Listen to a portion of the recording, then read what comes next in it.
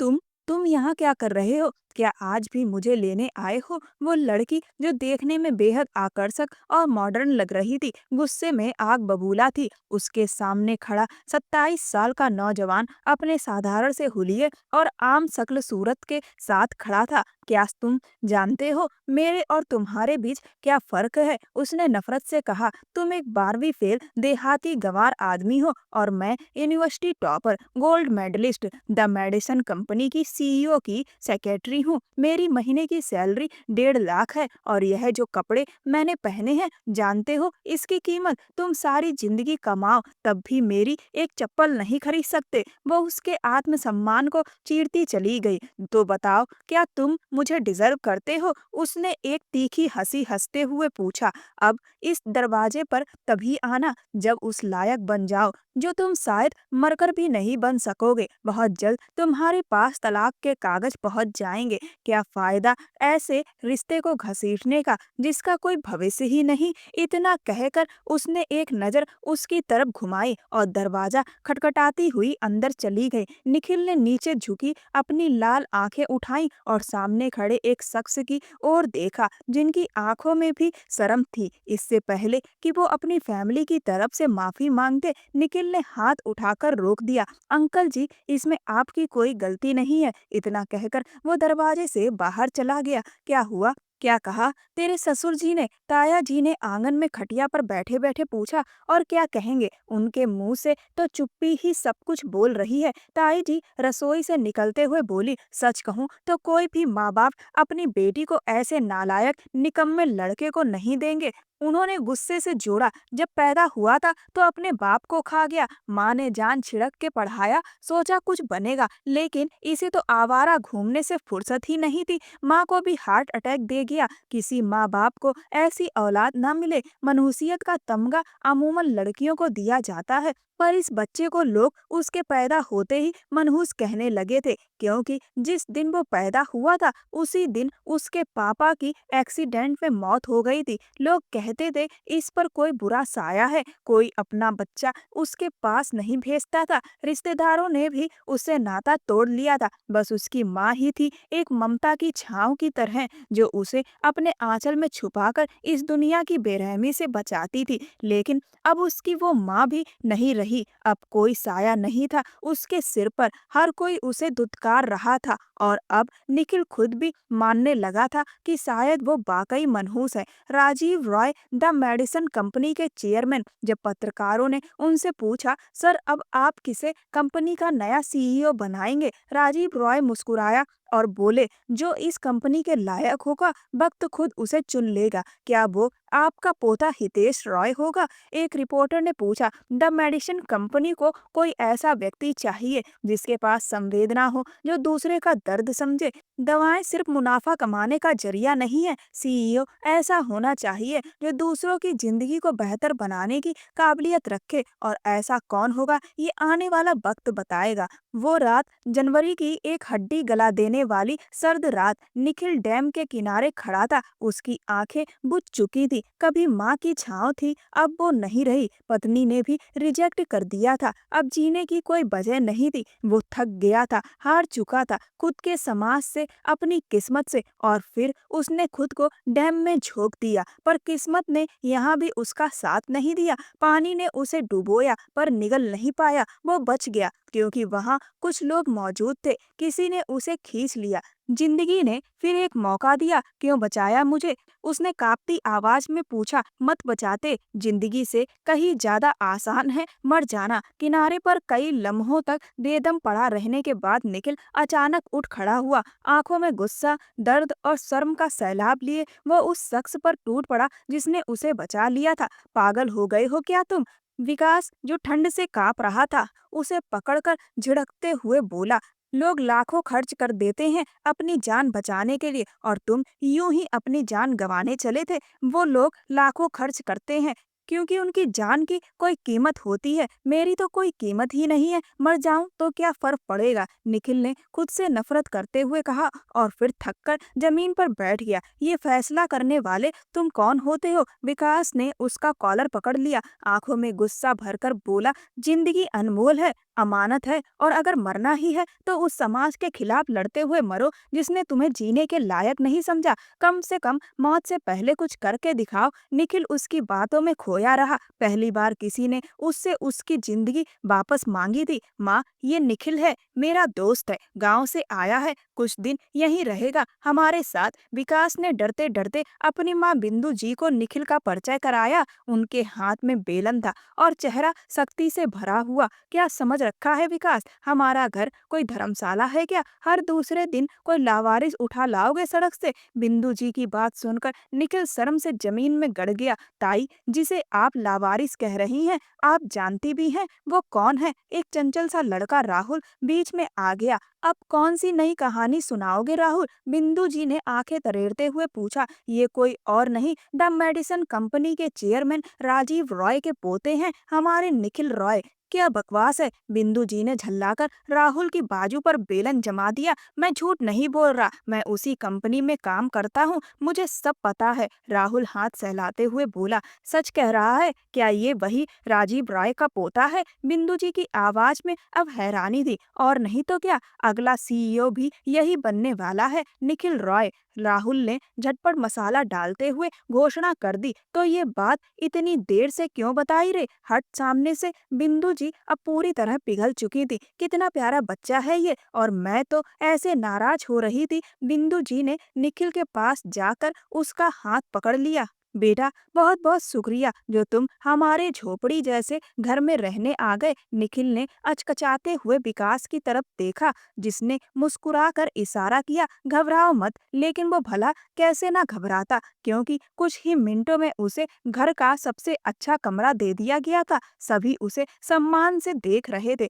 वो जिसे लोग कभी इंसान समझते ही नहीं थे, आज सर पर बिठा लिया गया था। जब निखिल ने परेशान होकर विकास से धीरे से कहा, भाई, मैं किसी राजीव रॉय को नहीं जानता, ये राहुल यूं ही मजाक करता है। विकास ने हंसकर उसका कंधा थपथपाया। मत सोच ज्यादा माँ, और ये पूरा घर अब तेरा ही है। राहुल की बातों पर मुस्कुरा लिया कर। निखिल ने राहुल की ओर देखा, जो चुपचाप हंस रहा था। उसे क्या पता था कि यही मजाक आने वाले दिनों में उसकी पूरी किस्मत बदल देगा, और किस्मत हमेशा की तरह फिर एक नई चाल चलने को तैयार थी। निखिल को विकास के घर एडजस्ट होने में कोई मुश्किल नहीं आई थी, बल्कि यूं कहें कि ये पहला घर था जहां उसे कोई परेशानी नहीं हो रही थी, क्योंकि विकास का घर उसे सर आंखों पर बैठा रहा था। उसे यकीन ही नहीं हो रहा था कि उसके साथ इतना अच्छा बर्ताव हो रहा है। लगता था जैसे वो कोई बहुत प्यारा सपना देख रहा हो। इस घर का नाम रोशन हाउस था,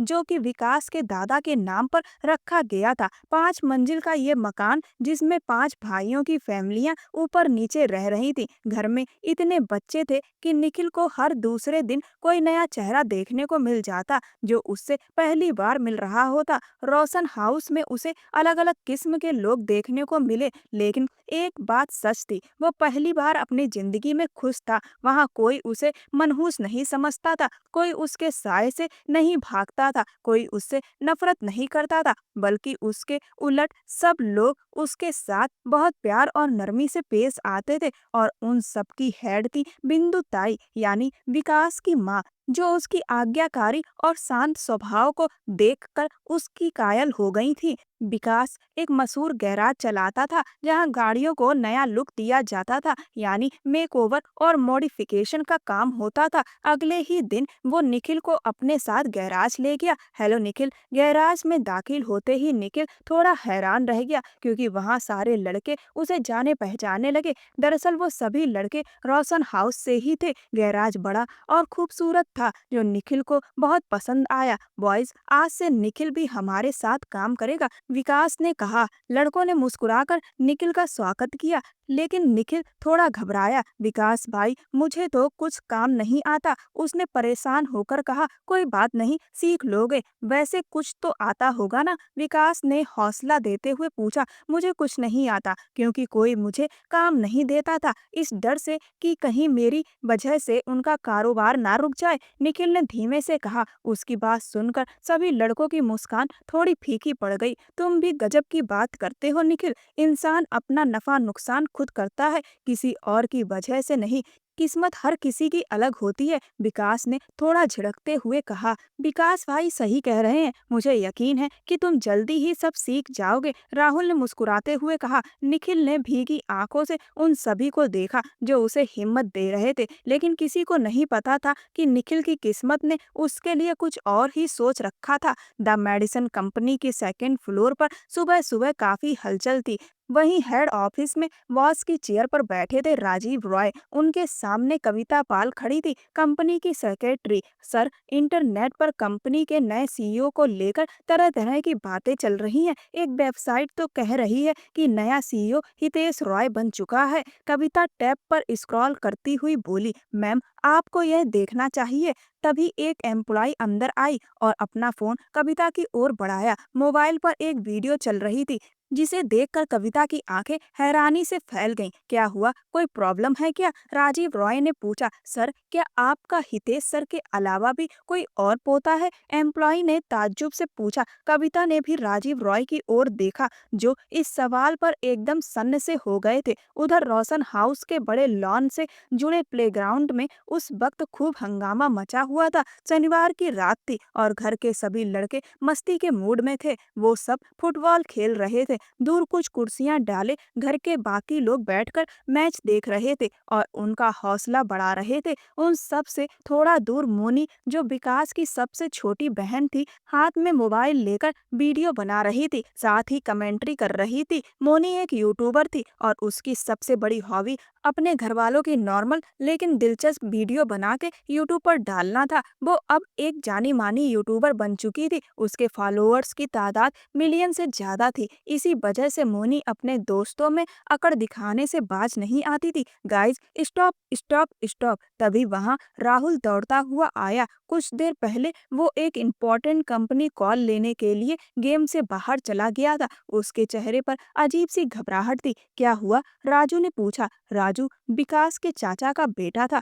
उनके 4 बच्चे थे, 3 बेटे राजू, राजीव और राकेश और एक बेटी रजनी। बात का बतंगड़ हो गया। राहुल ने अपने चिर परिचित मजाकिया अंदाज में बात को घुमाने की कोशिश की, लेकिन उसके चेहरे से चिंता साफ झलक रही थी। सीधे सीधे बोलो। विकास के डपटने पर राहुल ने रोनी सी शक्ल बनाते हुए अपना मोबाइल सबके सामने कर दिया। मोबाइल पर जो वीडियो चल रही थी वो किसी और की नहीं बल्कि निखिल की थी। वीडियो में निखिल और राहुल के बीच हो रही बातचीत रिकॉर्ड थी, जिसमें राहुल ने ये कहा था कि निखिल राजीव रॉय का पोता है और वही द मेडिसन का अगला सीईओ बनने वाला है। वीडियो में निखिल का चेहरा साफ दिख रहा था, जबकि राहुल की पीठ कैमरे की तरफ थी। सभी ने हक्का बक्का होकर वो वीडियो देखी। जैसे ही उनकी नजरें व्यूज की गिनती पर गईं, मिलियन व्यूज देखकर सबके होश उड़ गए। ये वीडियो किसने अपलोड की है? विकास ने बिना सोचे पूछ लिया। आपको नहीं पता? राहुल ने मुंह बिचकाते हुए मोनी की तरफ देखा, जो अपने मोबाइल में मगन थी। खैर छोड़ो, ये बस मजाक था ना, विकास ने जैसे खुद को तसल्ली देते हुए कहा। लेकिन लोगों ने इसे मजाक नहीं समझा। अभी अभी मुझे खबर मिली है कि ये फुटेज न्यूज पर भी चला दी गई है। हमारी कंपनी में तो हलचल मच गई है। सब जानना चाह रहे हैं कि ये बात कितनी सच्ची है। राहुल ने सबकी राहत में पानी फेर दिया। क्या हुआ बच्चों, सब ठीक है ना? विकास के पापा मुकेश जी ने गेम रुकते और बच्चों को फुसफुसाते देखकर पूछा। जी पापा, सब ठीक है, गेम आज टाइम हो गया, कल फिर से खेलेंगे। राजू ने उन्हें तसल्ली दी। ठीक है, रात भी काफी हो गई है, अब सब सोने चलते हैं। ताऊ जी के कहने पर सभी बड़े अंदर की तरफ चल दिए। बड़ी ताई बिंदु जी अब कुर्सियों पर बैठी गप्पे मार रही थी, लड़कियों को डांट कर उठा रही थी और अपने अपने कमरों में जाने की बात कह रही थी। लड़कियों का दिल तो अभी कुर्सियां छोड़ने का नहीं था, मगर ताई के बेलन का खौफ ऐसा था कि सब अपनी सीट से उठने को मजबूर हो गई। क्या हुआ, सब लोग लड़कियों की तरह कान में फुसफुसा क्यों रहे हो? मोनी, जो हमेशा किसी नए सनसनीखेज वीडियो की तलाश में रहती थी, उत्सुक होकर पास आ गई। उसकी बात पर सब चुप हो गए और उसे घूरने लगे, क्योंकि उसी की वजह से निखिल से जुड़ा मजाक वायरल हो गया था। आप लोग ऐसे घूर रहे हो जैसे कोई बड़ी बात हो गई हो। क्या दाल में कुछ काला है? मोनी मजे से बोली। दाल में कुछ काला नहीं है, दाल पूरी की पूरी तुम्हारी वजह से खराब हो गई है, नालायक। राहुल चिढ़कर बोला, मैंने तुमसे कुछ नहीं पूछा। सड़े हुए स्ट्रॉबेरी के बीज। मोनी भी फौरन पलटकर बोली, मोनी अंदर जाओ, विकास ने डांटते हुए कहा। मोनी और राहुल के बीच हमेशा जैसे 36 का आंकड़ा रहता था। वो फिर से सामने आ गया था। जा रही हूँ, मोनी गुस्से में पैर पटकती राहुल को घूरती हुई वहां से निकल गई। अब सबकी नजरें निखिल के चेहरे पर जा टिकी, जो बिल्कुल पीला पड़ चुका था। परेशान मत हो, कुछ नहीं होगा, विकास ने फौरन उसे तसल्ली दी। हाँ बिल्कुल, कुछ भी नहीं होगा, बस राजीव रॉय तुम पर केस कर देंगे और तुम थोड़े सालों के लिए जेल चले जाओगे, है ना विकास भैया? राहुल ने एक बार फिर अपनी स्टाइल में तसल्ली दी। जेल का नाम सुनकर निखिल का चेहरा और ज्यादा पीला पड़ गया, जिस पर सभी लड़कों ने राहुल को घूरा, जो फौरन सबकी नजरों के सामने से फरार हो गया। देर रात तक सबने इस मामले पर चर्चा की। राजीव रॉय से जाकर माफी मांगने के अलावा कोई रास्ता नहीं निकला। अगर बिंदु जी को यह पता चल गया कि निखिल राजीव रॉय का पोता नहीं है, तो वो क्या करेंगी? क्या वो भी उससे नफरत करने लगेंगी? क्या घर के बाकी लोग भी वही करेंगे जैसा अब तक करते आए हैं? बिस्तर पर लेटा निखिल करवटें बदलता इन सवालों में उलझा रहा। उसकी सच्चाई सिर्फ घर के लड़कों को पता थी कि राहुल ने बस मजाक किया था, मगर अब लोग उसे सच में राजीव रॉय का पोता मानने लगे थे। और अगर ये सच्चाई बाहर आ गई तो क्या वह फिर से ठुकरा दिया जाएगा जैसे अब तक होता आया है? असल बात तो यह थी कि निखिल अब वो सारी मोहब्बतें जो उसे मिलने लगी थी खोना नहीं चाहता था। लेकिन किस्मत अगर फिर से वही खेल खेले तो उसके हाथ में क्या था? क्या वो वाकई इतना बदनसीब था कि जिसे हमेशा ठोकर ही मिलती? वो एक बड़ा सा हॉल था जहाँ एक के बाद एक मखमली कुर्सियां दरवाजे तक लगी थी। लोगों की भारी भीड़, कैमरे लिए मीडिया वाले, बड़ी बड़ी पोस्ट के लोग। स्टेज की पिछली दीवार पर एक बड़ा सा बैनर लगा था, द मेडिसिन कंपनी। आज नए सीईओ की घोषणा होने वाली थी। मौजूदा सीईओ राजीव रॉय नए सीईओ का नाम बताने वाले थे। इसी भीड़ में निखिल और विकास को देखा जा सकता था।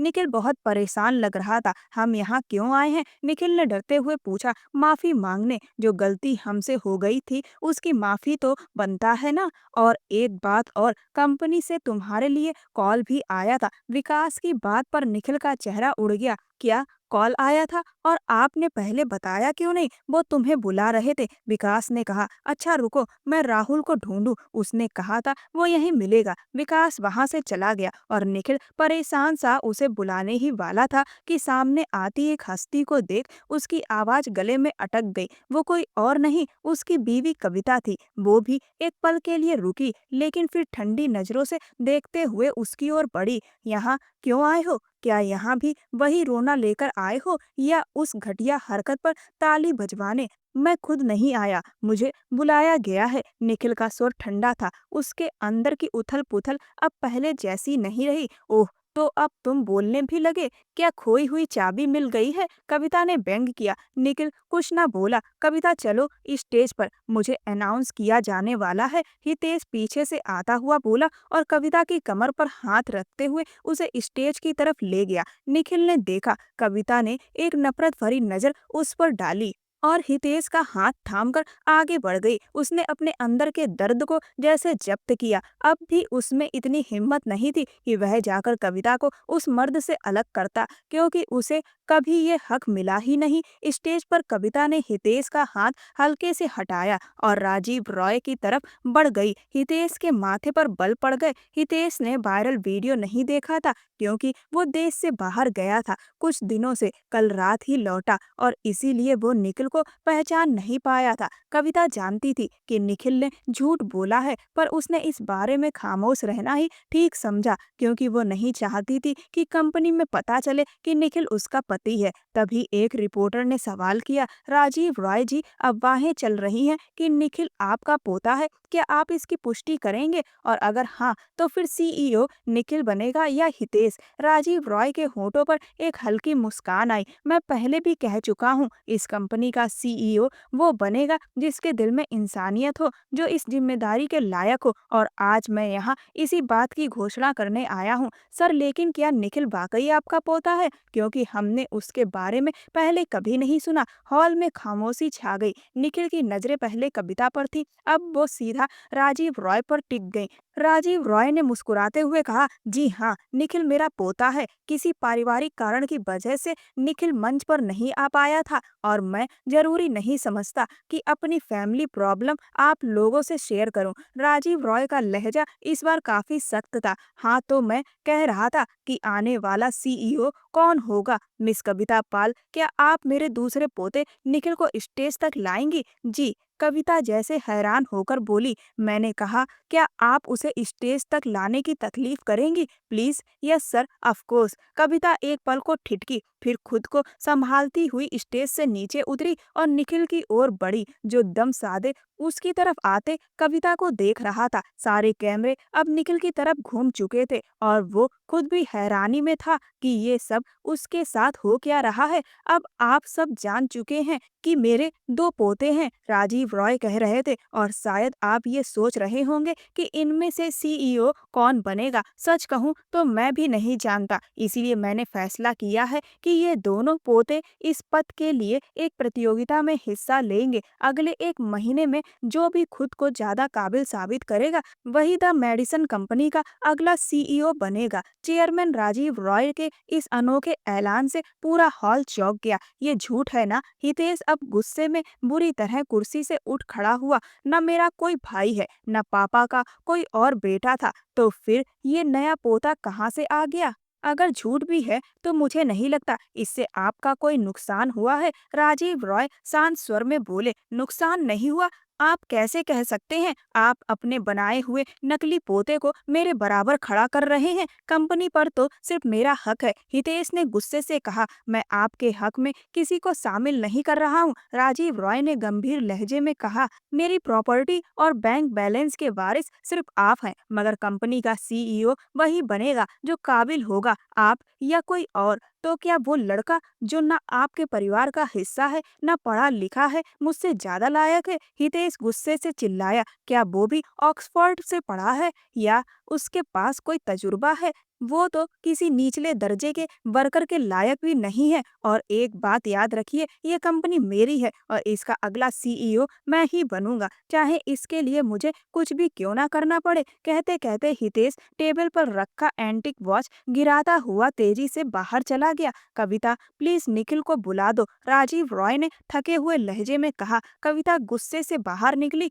और निखिल, जो राहुल और विकास के साथ बाहर खड़ा था, उसकी तरफ बढ़ी। निखिल, तुम्हारे दादाजी तुम्हें बुला रहे हैं, कविता ने चुपते हुए लहजे में कहा। जाओ भाई, दादाजी ने बुलाया है, राहुल ने आंख मारते हुए कहा। निखिल समझ गया था कि कविता किस तंज से बोल रही है। तो मुबारक हो तुम्हें, अपनी घटिया प्लानिंग में तुम कामयाब हो ही गए, कविता ने तीखे लहजे में कहा। मैं तो तुम्हें सिर्फ बेवकूफ समझती थी, लेकिन तुम तो मक्कार निकले। और अब मैं तुम्हें बता दूं, चाहे जो भी हो, मैं खुद को भी और इस कंपनी को भी तुमसे बचा लूंगी। तीसरे दिन के अंदर तुम्हें इस कंपनी और मेरी जिंदगी से बाहर जाना होगा, हमेशा के लिए। वो कहती हुई पलटी और चली गई। निखिल थके कदमों से अंदर गया। मुबारक हो निखिल, राजीव रॉय ने मुस्कुराते हुए कहा। आपने ऐसा क्यों किया? निखिल ने हैरान होकर पूछा। मेरे झूठ को सच क्यों बनाया? पता नहीं, राजीव रॉय ने शांत लहजे में कहा। क्या आप मुझे जानते हैं? निखिल की हैरानी और बढ़ गई। हाँ, मैं उस दिन डैम के पास ही था जब एक लड़के ने तुम्हें बचाया था। राजीव रॉय की बात सुनकर निखिल सन्न रह गया। तो क्या आप मुझ पर तरस खा रहे हैं? मैं किसी पर तरस नहीं खाता, और यकीन मानो, मैं ये कंपनी किसी ऐसे को नहीं देने वाला जिसे सिर्फ दया की जरूरत हो, राजीव रॉय ने सख्ती से कहा। तो फिर ये एक मौका है, एक चांस जिसे तुम्हारी किस्मत ने तुम्हें दिया है। अब ये तुम पर है कि तुम इसका कैसे फायदा उठाते हो। लेकिन सर, मैंने तो 12वीं भी पास नहीं की है, मैं कैसे? तुमने जिंदगी को बहुत हल्के में लिया है। जीवन में ऊंचा उठने के लिए मेहनत करनी पड़ती है, कायरता से काम नहीं चलता। एक कहावत तो सुनी होगी, जब जागो तब सवेरा। इसीलिए तुम्हारे पास 30 दिन है, राजीव रॉय ने कहा, खुद को इस लायक बनाने के लिए कि लोग कहें इस कंपनी का सीईओ सिर्फ और सिर्फ निखिल ही हो सकता है।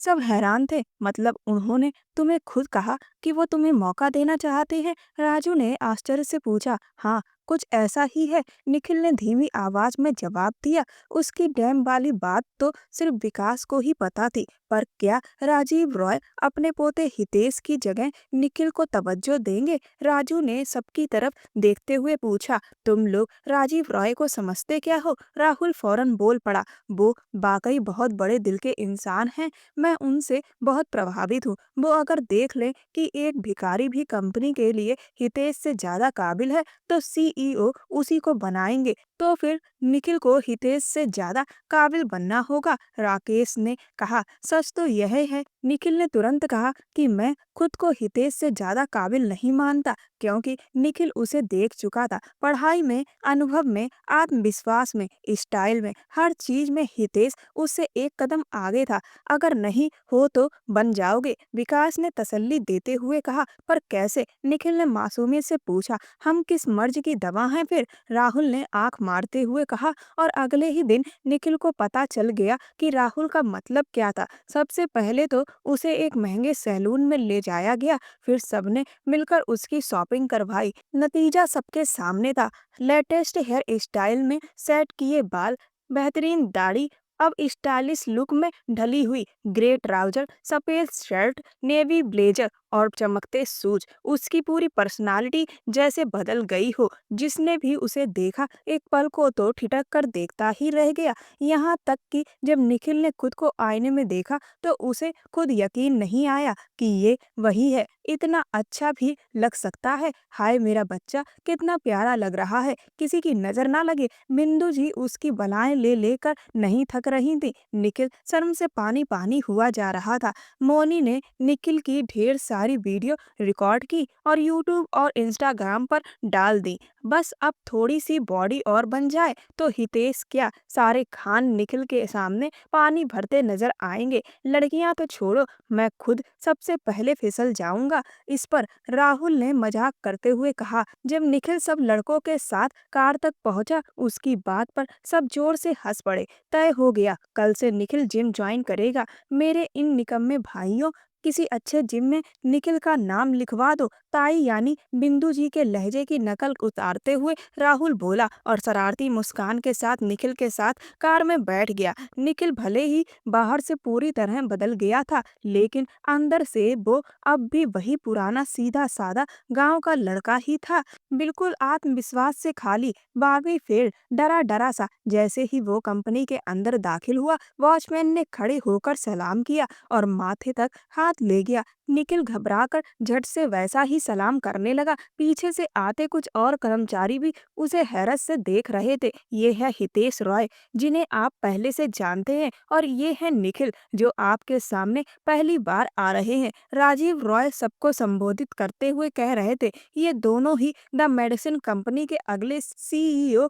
बनने के दावेदार हैं। अगले 30 दिनों तक आप इन्हीं दोनों को अपना बॉस मानेंगे और 31वें दिन वोटिंग होगी। जिसको ज्यादा वोट मिलेंगे वही कंपनी का सीईओ बनेगा। बड़ा सा हॉल था, सभी कर्मचारी एक जगह जमा थे। एक तरफ स्टाइलिश, स्मार्ट, पूरी तरह आत्मविश्वासी हितेश खड़ा था, तो दूसरी तरफ था निखिल, जो बिना शक अब दिखने में अच्छा लग रहा था, लेकिन आत्मविश्वास की कमी उसकी पूरी पर्सनालिटी को फीका कर रही थी। हॉल में मौजूद लगभग हर शख्स आज ही समझ गया था कि 31वें दिन फैसला किसके हक में हो सकता है।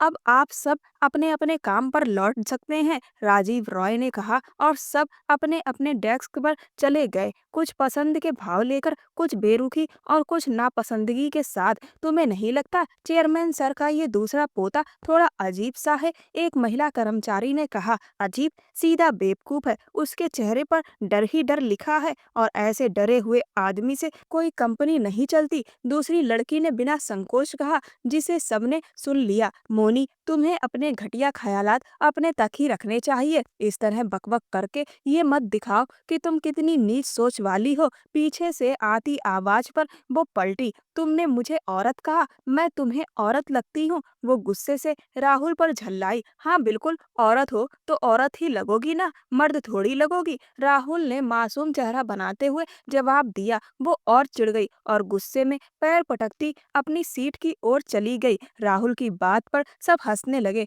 वैसे एक बात बोलूं, मुझे तो मोनी नाम की लड़कियां हमेशा से ही जहर लगती हैं, एनाकोंडा से भी ज्यादा जहरीली होती हैं। ये राहुल ने ऊंची आवाज में कहा और बाकी सब भी मजाक में शामिल हो गए। मोनी खून का घूंट पीकर रह गई। राजीव रॉय ने फिर मुड़कर एक लड़की की तरफ देखा जो थोड़ी दूर खड़ी थी। कविता पाल, आप आज से निखिल की सेक्रेटरी होंगी। उनके कहने पर कविता ने बामुश्किल अपनी नापसंदगी छिपाई। लेकिन दादाजी, मैं चाहता हूँ कि मिस कविता मेरी सेक्रेटरी बने। हितेश ने तुरंत कहा, जी सर, मुझे भी खुशी होगी कि मैं किसी काबिल इंसान की सेक्रेटरी बनूं। कविता ने तंज कसते हुए निखिल की तरफ देखा जो शर्म से लाल हो रहा था। लेकिन निखिल को आपकी ज्यादा जरूरत है। हितेश की सेक्रेटरी के काम मिस सुमन देख लेंगी। राजीव रॉय के कहते ही सबकी नजर उस खूबसूरत लड़की पर गई जो अब मुस्कुरा रही थी। हितेश नाराजगी से अपने दादाजी को देखकर वहां से चला गया। मुझे उम्मीद है कि आप निखिल की मदद करेंगी, वह यहाँ नया है, राजीव रॉय ने कविता से कहा और चले गए। मुझसे किसी मदद की उम्मीद मत रखना और ये तो भूल ही जाओ कि मैं तुम्हारी कोई हेल्प करूंगी, कविता ने सख्त लहजे में कहा। दूसरी तरफ हितेश ऑफिस में गुस्से से भरा हुआ दाखिल हुआ। अब तो कंपनी भी और कविता भी, मैं उस इंसान को एक सेकंड और बर्दाश्त नहीं कर सकता जो मेरी हर चीज छीन रहा है। हितेश गुस्से में चिल्लाया, एक मीटिंग बुलाओ। वो पलटा और सुमन की ओर देखा जो थोड़ी सहमी हुई थी। यस सर, वो तुरंत बोली। लेकिन पहले एक बात समझ लो, अगर तुम यहाँ सिर्फ मेरी बनकर रह सकती हो तो रहो, अगर यहाँ दादाजी की वफादारी निभाने आई हो तो मैं अभी तुम्हें यहाँ से निकलवा सकता हूँ, हितेश ने सख्त लहजे में कहा। हितेश सर्द लहजे में सुमन को देखते हुए बोला, मैं चाहता हूँ कि तुम सिर्फ मेरी वफादार रहो। सुमन घबरा कर बोली, जी सर, मैं सिर्फ आपकी वफादार रहूंगी। गुड, तो फिर जाओ और टीम लीडर्स की मीटिंग अरेंज करो। उस मीटिंग का नाम होगा introduction with the CEO, Hitesh ने नजरें गड़ाते हुए कहा। यस सर, सुमन ने हाँ में सिर हिलाया और जल्दी से बाहर चली गई। His language and body language surely give him away. Suman के जाते ही हितेश बड़बड़ाया। कंपनी में कुछ 10,000 कर्मचारी थे, 1,000 लोग हेड ऑफिस में, बाकी सब फैक्ट्रियों और स्टोर्स में काम करते थे। कविता पाल, जो अब निखिल की जबरन सेक्रेटरी बनी थी, उसे कंपनी का टूर करवा रही थी और यह बात उनके चेहरे के भावों से साफ झलक रही थी कि वो यह जिम्मेदारी बिल्कुल नहीं निभाना चाहती। कल तक जिसे वो गंवार और अयोग्य समझती थी, आज वही निखिल उनके सामने बॉस बनकर बैठा था। किस्मत के इस मजाक पर वो भीतर ही भीतर जल रही थी। यह एडमिनिस्ट्रेशन ब्लॉक है, यहाँ से कंपनी का सारा एडमिन काम होता है। वो एक बड़े हॉल में रुककर बोली। वहाँ छोटे छोटे कैबिन बने थे और सभी वर्कर्स अपने काम में व्यस्त थे। निखिल खामोशी से पीछे पीछे चल रहा था क्योंकि उसे एडमिनिस्ट्रेशन शब्द का मतलब नहीं पता था। वो चुपचाप राहुल द्वारा दिए गए स्मार्टफोन पर एडमिनिस्ट्रेशन गूगल करने लगा। राहुल ने उसे पहले ही कह दिया था, अगर कुछ समझ ना आए तो तुरंत गूगल बाबा से पूछ लेना। एडमिनिस्ट्रेशन को गूगल मत करो, इसका मतलब होता है किसी चीज को ऑथराइज करना। कविता ने उसकी हरकत देख ली थी और तीखे स्वर में बोली। निखिल डर के मारे जल्दी से फोन बंद कर दिया और सिर हिलाकर जताया कि वह समझ गया है। लेकिन सच्चाई यह थी कि उसका मन अब ऑथराइज को भी गूगल करने का कर रहा था। सिर्फ कपड़े और बालों की स्टाइल बदल लेने से तुम पढ़े लिखे नहीं बन जाओगे। अपनी अनपढ़गिरी छुपाने की कोशिश मत करो, बहुत जल्दी सबको असलियत पता चल जाएगी। कविता ने तीखे शब्दों में जहर घोलते हुए कहा, तुम हितेश से कभी नहीं जीत पाओगे और मैं चाहती भी नहीं कि तुम जैसे धोखेबाज को जीत मिले। उन्होंने एक एक शब्द चबा चबा कर कहा। निखिल चुपचाप सुन रहा था, लेकिन अब उसके अंदर कुछ उबलने लगा था। उसकी बीवी होकर वो किसी और मर्द की जीत की बात कर रही थी, चाहे संबंध जैसे भी हों, लेकिन एक आम भारतीय मर्द के लिए ये असहनीय था। उसका चेहरा सख्त हो गया। उसी वक्त ऑफिस में अनाउंसमेंट गूंजने लगी। सभी कर्मचारी introduction of the CEO meeting के लिए मीटिंग हॉल में इकट्ठा हो। कविता मुस्कुराते हुए बोली, अब पूरी कंपनी को भी तुम्हारी हकीकत पता चल जाएगी। बिल्कुल सही कहा था। कविता ने, कपड़े बदलने से इंसान नहीं बदलता और निखिल को खुद भी लग रहा था कि वो कहीं नहीं टिकेगा। निखिल अब मन में सोचने लगा था कि काश जब उसकी माँ उसे पढ़ा रही थी तो वह मेहनत करके पढ़ लेता। आज उसे शिक्षा की वैल्यू पता चल रही थी। कहीं ना कहीं अशिक्षित व्यक्ति समाज में पिछड़ जाता है। शिक्षा सिर्फ इंसान को पैसा कमाने योग्य नहीं बनाती, बल्कि वह उसे आत्मविश्वास से भी भर देती है। हर शिक्षित व्यक्ति ज्यादा पैसा कमाए यह जरूरी नहीं है, लेकिन वह ज्यादा अच्छे से अपने जीवन के फैसले ले सकता है। क्या सही है, क्या गलत है, यह ज्यादा उचित तरीके से सोच सकता है। लेकिन अब तो वह वक्त निकल गया। अब क्या करें, यह वह सोच रहा था। वैसे ही हितेश हॉल में दाखिल हुआ। सभी कर्मचारी खड़े होकर जोरदार तालियां बजाने लगे। उसका आत्मविश्वास, उसकी चाल, उसका व्यक्तित्व सब कुछ कमाल का था। और जब उसने माइक पर आकर आत्मविश्वास भरी प्रेरणादायक स्पीच दी तो लोग खुश हो गए। हर चेहरे से साफ दिख रहा था कि वे अपने भविष्य में बॉस के रूप में किसे देखना चाहते हैं। निखिल जो लंबी मेज के किनारे बैठा था, खुद भी अंदर से हितेश की पर्सनालिटी से प्रभावित हो गया था। उसमें कोई शक नहीं था कि हितेश एक काबिल लीडर था। फिर जब हितेश की स्पीच खत्म हुई, हॉल एक बार फिर तालियों की गूंज से भर गया। इसके बाद सबकी निगाह निखिल की तरफ घूम गई। अब आपकी बारी है सर, कविता ने दांत भींचते हुए कहा। निखिल के तो जैसे होश ही उड़ गए। क्या अब उसे भी स्पीच देनी होगी? उसका पेट मरोड़ मारने लगा। उसे ना अंग्रेजी ढंग से आती थी न बोलना। वह सोच रहा था कि काश कोई जादू आता जिससे वह गायब हो जाता। फिर उसका दिल किया कि यह सीईओ बनने का चक्कर और अपनी किस्मत सब कुछ छोड़कर बस भाग जाए। सर प्लीज, इस बार कविता पाल का दांत पीसना सभी ने महसूस किया था। हितेश एक आत्मविश्वास भरी मुस्कान के साथ उसे देख रहा था। वर्कर्स दिलचस्पी से निखिल के घबराए और सहमे चेहरे को देख रहे थे और आपस में फुसफुसा रहे थे। वर्कर्स की भीड़ में अपनी कुर्सी पर बैठा राहुल निखिल के डरे हुए चेहरे को देखकर बेचैन हो गया था। वह जानता था कि निखिल कभी भी अच्छा वक्ता नहीं रहा। वो तो बोलता ही नहीं था, उसकी खासियत थी सिर्फ सुनना। और अब तो साफ था कि पहले ही टास्क में निखिल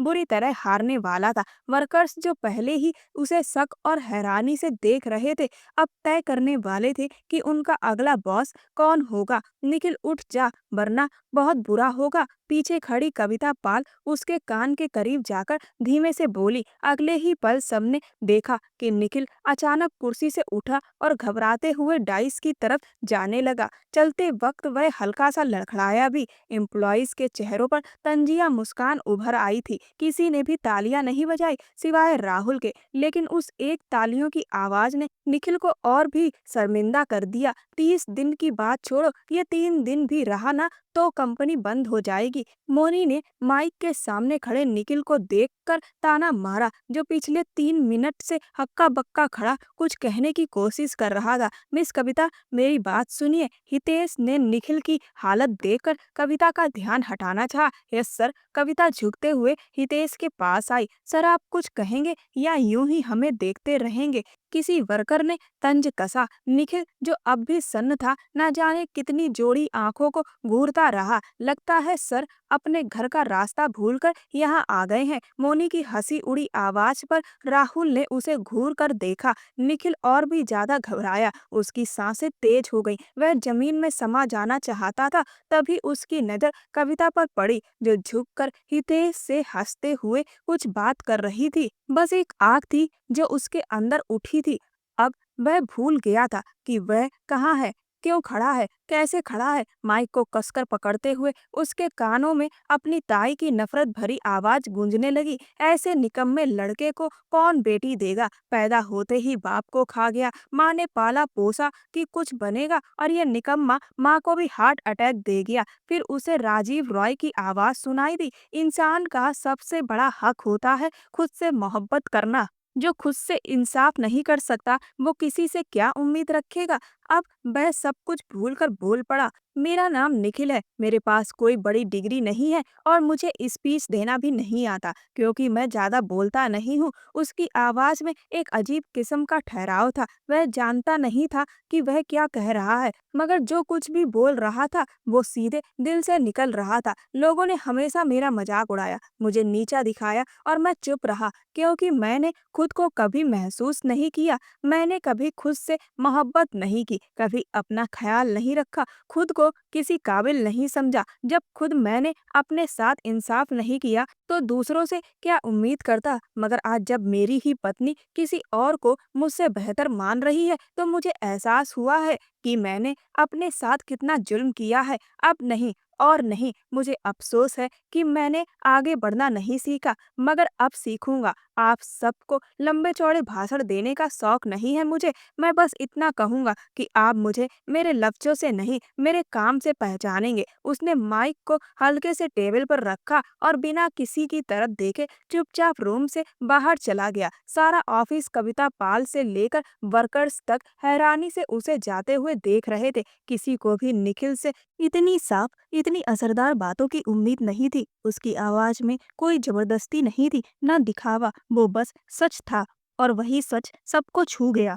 निखिल के अंदर अब बहुत कुछ टूट गया था, लेकिन उसने तय कर लिया था कि वह अब अपनी जिंदगी के साथ और खिलवाड़ नहीं करेगा। वह अपनी पहचान बनाकर ही रहेगा। निखिल को जाते देखकर कविता के मन में भी उथल-पुथल मच गई थी। वहीं हितेश उसे देखकर मुस्कुरा रहा था। अगले दिन राजीव रॉय ने कविता को अपने कैबिन में बुलाया और कहा, मिस कविता, आप कंपनी के साथ कई वर्षों से वफादारी से काम करती हुई आई हैं, इसीलिए इतने सालों से हमें आपसे कोई शिकायत नहीं हुई। मुझे उम्मीद है कि मैंने आपको अब जो जिम्मेदारी दी है उसे आप पूरी वफादारी से निभाएंगी। आप जानती हैं कि निखिल को हमारे बिजनेस के बारे में कुछ भी नहीं पता है और मैंने आपको उसका सेक्रेटरी इसीलिए बनाया है कि आप उसे हमारे बिजनेस के बारे में अच्छे से समझाएं, सारी जानकारी दें। मैं चाहता हूं कि कंपनी का सीईओ वह व्यक्ति बने जो सिर्फ दिमाग से शार्प ही ना हो बल्कि इंसानियत भी समझता हो।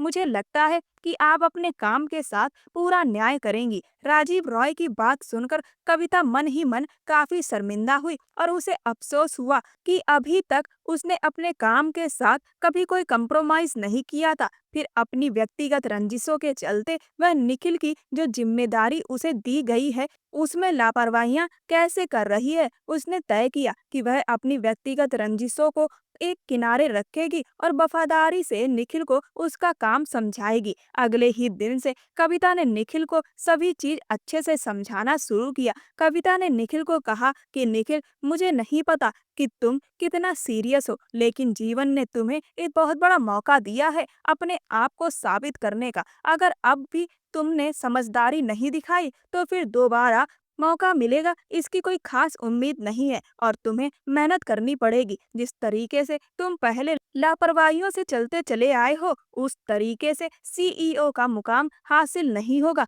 तुम्हें कंपनी के वर्कर्स का दिल जीतना पड़ेगा, तुम्हें काम पूरी शिद्दत से करना पड़ेगा और उसके साथ साथ तुम्हें अपनी पर्सनालिटी में भी बदलाव लाना पड़ेगा। निखिल कविता की बातों को बड़े ही ध्यान से सुन रहा था। कविता का डेडिकेशन देखकर उसे खुशी हो रही थी। कविता ने कहा कि ज्यादा मुस्कुराने की जरूरत नहीं है, मैं अपने काम को अच्छे से करना जानती हूँ और तुम इस वक्त मेरी जिम्मेदारी हो और मैं इसमें कोई लापरवाही नहीं दिखाना चाहती। इसीलिए मेरी राय है कि तुम एक पर्सनालिटी डेवलपमेंट का कोर्स ज्वाइन कर लो, जिससे तुम्हें किस तरीके से लोगों से बात करनी है, किस तरीके से लोगों के सामने पेश आना है, यह सब चीज समझ आएंगी और तुम्हारी पर्सनालिटी भी बेहतर होगी। इसके अलावा तुम एक मेडिकल कोर्स कर लो जिसमें दवाओं से संबंधित जानकारियां दी जाती हो, क्योंकि तुम जिस कंपनी में काम कर रहे हो वह कंपनी दवाइयों की कंपनी है और अगर तुम्हें उसी के बारे में नॉलेज नहीं होगी तो तुम लंबे समय तक कैसे अच्छी तरीके से कंपनी को चलाओगे।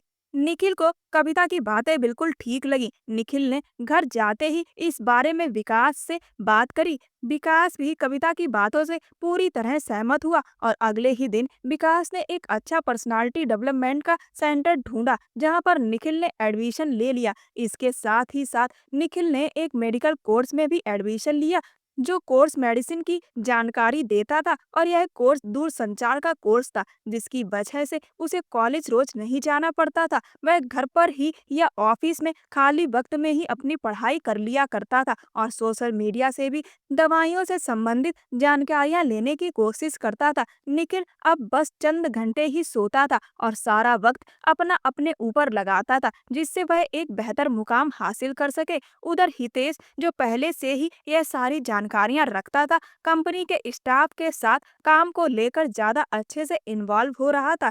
धीरे धीरे निखिल ने भी काम में इन्वॉल्व होना शुरू किया। कविता ने उसकी कंपनी के काम में पूरी मदद की और उसे अच्छे से सब कुछ समझाया। अब कंपनी के वर्कर्स भी निखिल का मजाक नहीं उड़ाते थे। उन्हें निखिल में अब वह संजीदगी दिख रही थी जो एक मेहनती इंसान में होती है। और देखते ही देखते पूरा महीना बीत गया और वह दिन आ गया जब सीईओ की वोटिंग होनी थी।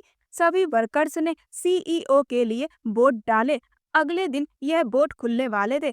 उस रात निखिल काफी ज्यादा परेशान था। तभी उसका फोन बजा और उसने देखा कि कॉल कविता की थी। उसने फोन उठाया। कविता ने कहा, निखिल, मुझे पता है कि तुम काफी ज्यादा परेशान हो गए हो, लेकिन मैंने देखा है तुम काफी ज्यादा परेशान हो गए हो, लेकिन मैंने देखा है कि तुमने मेहनत की है। पहली बार मुझे तुम्हें देखकर ऐसा लगा कि हाँ, तुम अपने जीवन में कुछ बेहतर करना चाहते हो। मुझे उम्मीद है कि जो भी फैसला होगा तुम इस फैसले के बाद कुछ बेहतर ही करोगे। अगर फैसला पक्ष में होगा तो भी और विपक्ष में होगा तो भी। निखिल कविता की बातें सुनकर मन ही मन सोच रहा था कि यह वही कविता है जो उसे एक दिन नापसंद करती थी, लेकिन इसमें उसकी कोई गलती नहीं थी। उसने कभी ऐसा कोई काम किया ही नहीं कि कविता उसे पसंद करती, बल्कि उसकी किस्मत ने और उसके घर वालों ने उसके साथ ज्यादती की थी। कविता एक पढ़ी लिखी लड़की थी, गोल्ड मेडलिस्ट थी, और उसके पिताजी ने उसकी शादी एक अनपढ़ लड़के से करवा दी।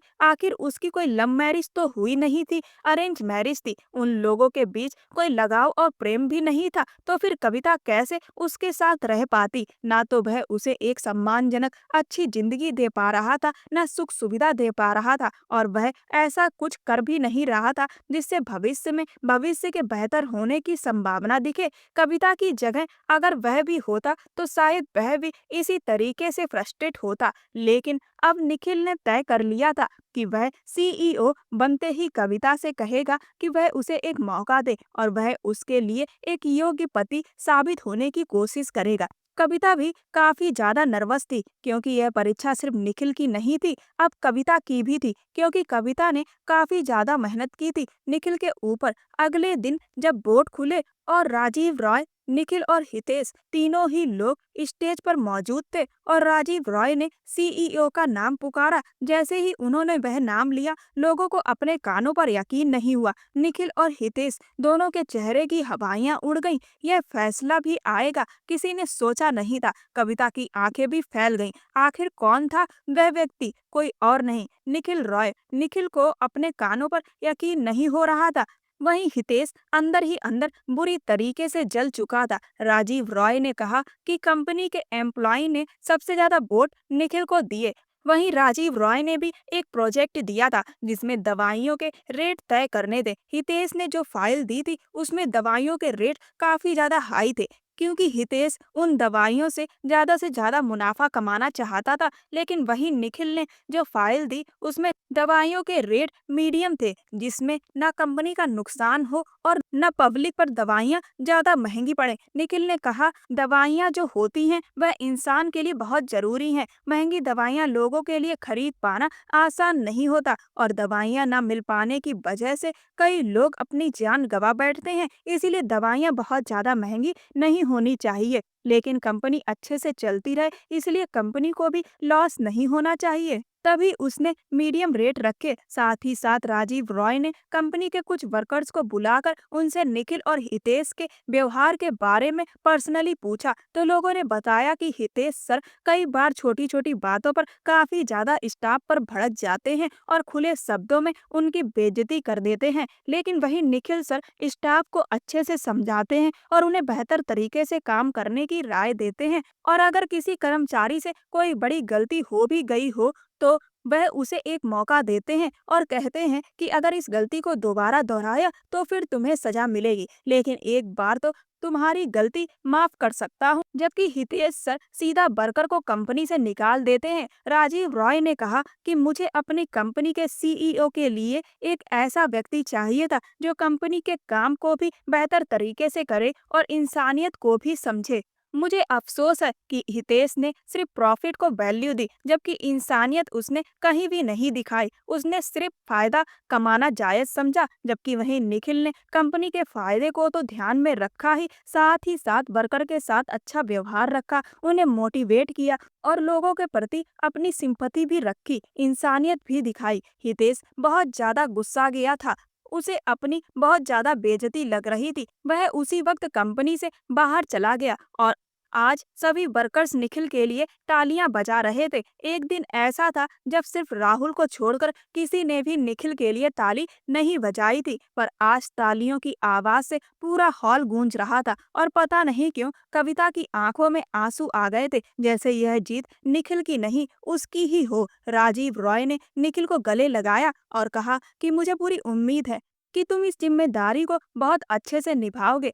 और हाँ, जिस तरीके से मैंने सीईओ को चुनने की प्रक्रिया रखी है, आगे भी कंपनी में इसी प्रक्रिया के तहत सीईओ को चुना जाएगा। फंक्शन के निपटने के बाद जब निखिल ऑफिस में बैठा था तो कविता ऑफिस में आई। उसने निखिल को बधाइयां दी। देने के बाद जब कविता जाने लगी तो निखिल ने उसे रोका और कहा कि कविता, मेरी सफलता में जितना मेरा हाथ है उतना ही तुम्हारा भी हाथ है। अगर तुम मुझे सही से गाइड नहीं करती तो मैं आज इस मुकाम को हासिल नहीं कर पाता। कविता ने निखिल से कहा कि मैं भी तुमसे माफी मांगती हूँ। मैंने तुम्हें काफी कुछ भला बुरा कहा, लेकिन मैं क्या करती, मैं पूरी तरीके से फ्रस्ट्रेट हो चुकी थी। लेकिन मुझे अच्छा लगा कि तुमने अपने अंदर सुधार लाया और अपनी जिंदगी को बेहतर बना लिया। अब मैं चलती हूँ, मुझे देर हो रही है। निखिल ने कविता से कहा कि कविता, मेरी एक रिक्वेस्ट है तुमसे। कविता ने बोला, क्या, बताओ। निखिल बोला कि मैं जानता हूँ कि मैं परफेक्ट नहीं हूँ, लेकिन मैं